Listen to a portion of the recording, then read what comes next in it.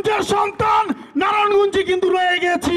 আপনি কিন্তু শামীর ওসমান ভাড়াটিয়া কুমিল্লার ছিলেন, সেজন্য এখন আপনি নিজের বাড়িতে যেতে পারেন নাই, আপনি বাইরে পালিয়ে গিয়েছেন। আপনি যেই আপনার সন্তানকে ওয়ান ওসমানকে দিয়ে রাইফেল চালিয়েছিলেন আমাদের ছাত্র ভাইদের উপরে, সেই ছাত্র ভাইদের হত্যার পরে সেই শাওনের মা এখনো কান্না করছে, তারা নাকি আমাদের সাথে খেলবে।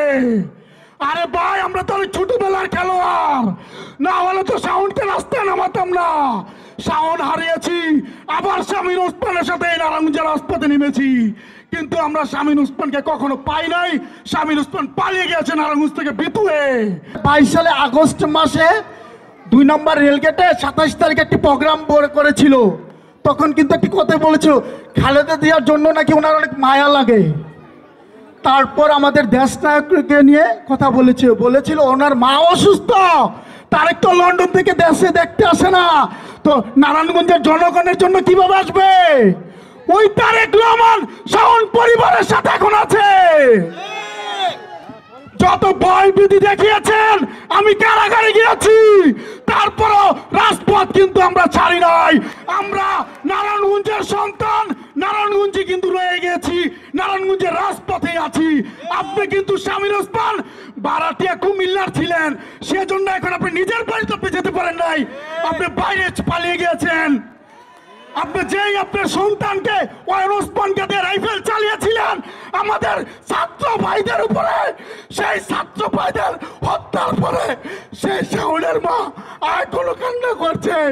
এইভাবে মনে হয় আমার ছেলেকে সন্তান করছে। আমরা শাওনকে এখনো ভাই ভাই করে ডাকি, কিন্তু শাওন আমাদের মাঝে আর ফিরে আসে না। আমি সেজন্য জাগির ভাইদের সবাইকে বলবো, আমরা জাগির সেনা এবং শাওন সেনা নারায়ণগঞ্জের রাজপথে ছিল, নারায়ণগঞ্জের রাজপথে আছে। যে শাওন নারায়ণগঞ্জে গুলি খাওয়ার পর জাগির খানের বাড়ি থেকে দৌড় দিয়েছিল, শাওনের লাশ নিয়ে এই নারায়ণগঞ্জের অনেকে বড় বড় পদ পদবি পেয়েছে, কিন্তু তারা এখন শাওন পরিবারের খোঁজ নিচ্ছে না। শাওনের মার চোখের পানি ঝরছে। বিএনপির কিছু নেতারা, কিছু হাইব্রিড নেতারা শাওনের নাম ভাঙিয়ে 5 তারিখের পর থেকে তারা 3টা গার্মেন্টস দখল করে খাচ্ছে, বলছে এটা শাওন পরিবার নিবে, কিন্তু শাওন পরিবার ভাই এটা জানেই না। তারা শাওন পরিবার শাওনের মার ওষুধের টাকা রোধে নাই। আমরা খরচ করেছি, রাজপথে ছিলাম, তারা আমাদের কোনো সহযোগিতা করে নাই। ঢাকা থেকে কালকে কেন্দ্রীয় নেতৃবৃন্দরা আমাদের খোঁজ খবর নিয়েছে, শাওন হত্যার আসামি কনক বৃহস্পতিবার রাত্রে অ্যারেস্ট হয়েছে। আপনারা কনকের কি চান? গতকাল এসআই কনককে কোর্টে তোলা হবে।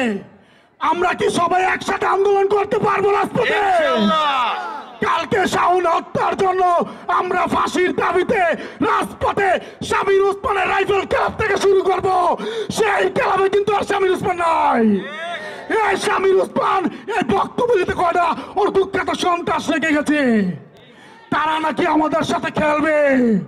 আরে ভাই, আমরা তো ছোটবেলার খেলোয়াড়, না হলে তো শাওনকে রাস্তায় নামাতাম না। শাওন হারিয়েছি, আবার শামীর ওসমানের সাথে নারায়ণগঞ্জের রাজপথে নেমেছি, কিন্তু আমরা শামীর ওসমানকে কখনো পাই নাই। শামীর ওসমান পালিয়ে গেছে নারায়ণগঞ্জ থেকে বিতুয়ে।